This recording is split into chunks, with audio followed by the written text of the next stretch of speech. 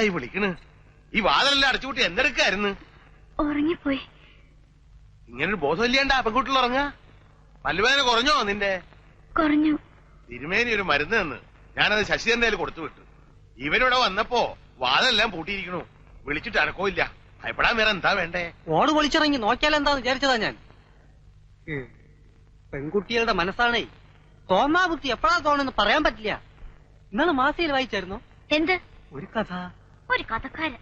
അവനോട് ദേഷ്യപ്പെടേണ്ട, നിവേദ്യം ആയിക്കൊണ്ട് പോവുക. ചെന്നിട്ട് 100 കൂട്ടം പണി ബാക്കിയാ. ഇടത്ത് കഴിക്കാ നിവേദ്യം വാങ്ങ. എവിടുന്നായി പുതിയ സ്വഭാവങ്ങൾ പഠിക്കണേ? ഉറുമ്പിത്തിരി കൂടുന്നുണ്ട്. തങ്കത്തിന് വഴക്ക് പറയണ്ടാവാരേ. പുളിയവിടെ തങ്കം മരുന്നിവിടെ വെച്ചിട്ടുണ്ട്. ഞങ്ങൾ അമ്പലത്തിലേക്ക് ഇറങ്ങാ. വരാ.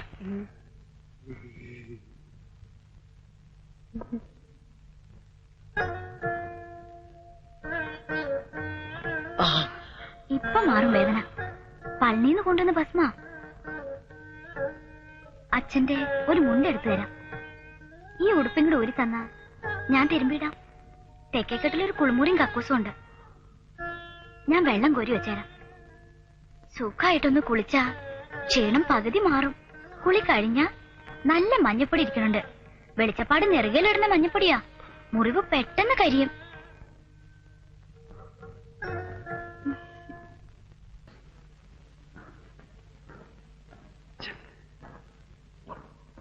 എല്ലാം ഇങ്ങനെ വാരി വലിച്ചെറിയുന്നതിനാ ഞങ്ങൾക്കാർക്കും വേണ്ട സാധനം.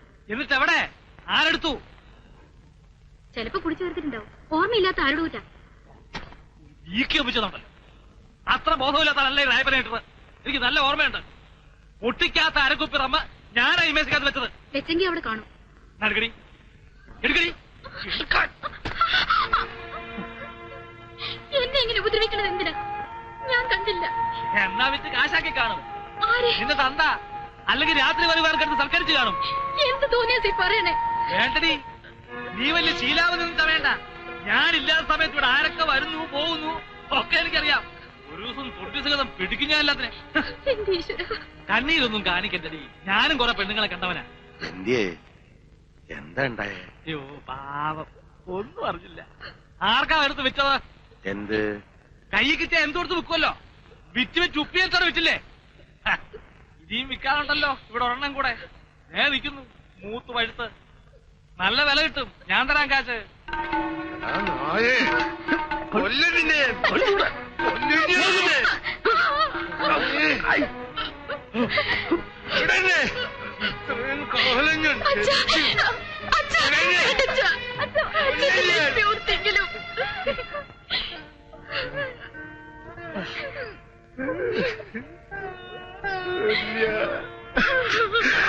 ഈ രായപ്പനെ തനിക്കറിയില്ല.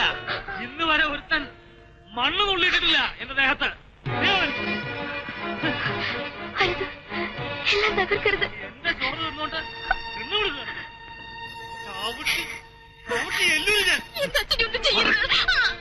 അല്ല അങ്ങോട്ട് വരിക്കണേ. തൊറോ തൊണ്ടനെ തൊറോ. എന്താടോ ഒന്നും മിണ്ടാത്തെ?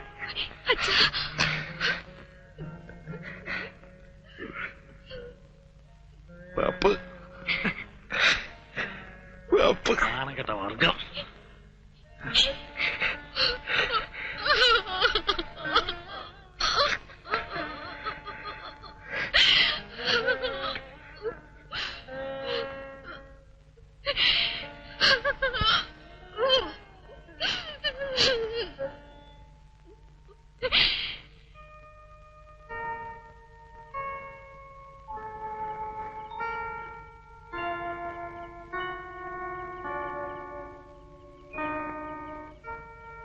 അമ്മ എന്ത് വിവരക്കേടായി കാണിക്കണം?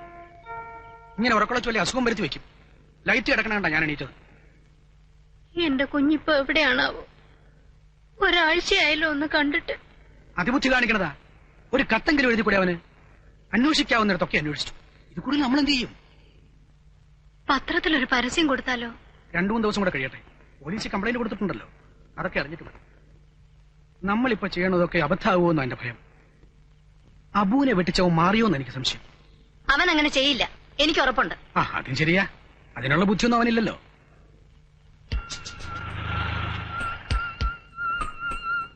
ശിവൻകുട്ടിയാണെന്ന് തോന്നുന്നു.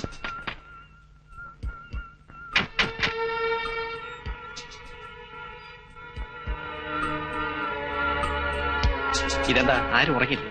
ആരൊക്കെയാ മനസ്സിലായില്ലല്ലോ. ഞങ്ങള് ശിവശങ്കറിന്റെ സുഹൃത്തുക്കളാണ്. ശിവൻ എത്തിയില്ലേ ഇതുവരെ? എന്റെ മക്കളെ ഇതുവരെ ഒരു വിവരവുമില്ല. ഒരു കത്ത് പോലും അയച്ചില്ലേ? അതല്ലേ സങ്കടം. ഞങ്ങളിവിടെ ആകെ വിഷമത്തിലാ. ഞങ്ങളും ആകെ വിഷമത്തിലാ ശിവനെ കാണാത്തത്. ചേട്ടനല്ലേ? അതെ. ഒന്ന് വരൂ, ഒരു കാര്യം ചോദിക്കട്ടെ. അമ്മ പോയി ഉറങ്ങിക്കൊള്ളൂ.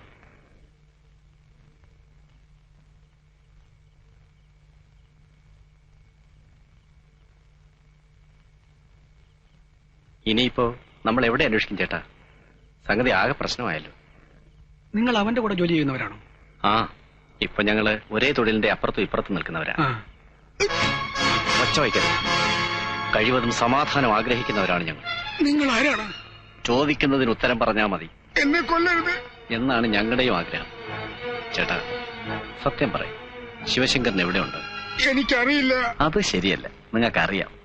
എന്റെ മോളാണ് സത്യം. എനിക്കറിയില്ല. ഞങ്ങളെ വഞ്ചിച്ചുണ്ടാക്കിയ പണത്തിന്റെ പങ്കുപറ്റാൻ ഇവിടെ എത്തിയിട്ട് ഒരറിവുമില്ലാതെ നിങ്ങൾ പിന്നെയും വെയിറ്റ് ചെയ്തിരിക്കുകയാണെന്ന് ഞങ്ങൾ വിശ്വസിക്കുന്നു. ചേട്ടൻ ഇനി ഒരൊറ്റ കാര്യം ശ്രദ്ധിച്ചാൽ മതി. ചേട്ടന്റെ ജീവൻ രക്ഷിക്കുക.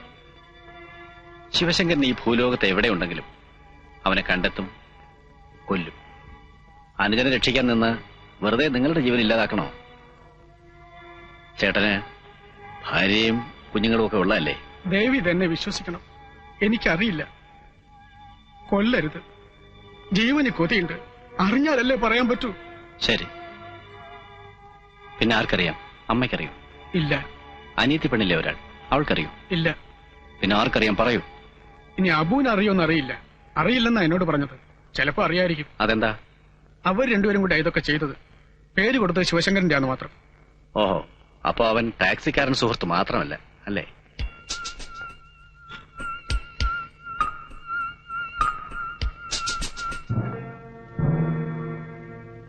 നീ കഥോടച്ചിട്ട് കിടന്നു, എന്നെ കാക്കണ്ട. സാറേ, ഉറക്കം കളഞ്ഞല്ലേ? ഞങ്ങള് ടാക്സി ഡ്രൈവർമാർക്ക് അങ്ങനെ വല്ലതും ഉണ്ടോ സാറേ? എപ്പോ ഒന്ന് വിളിച്ചാലും പോണം. സാറ് കയറിയാട്ടെ. സാറേ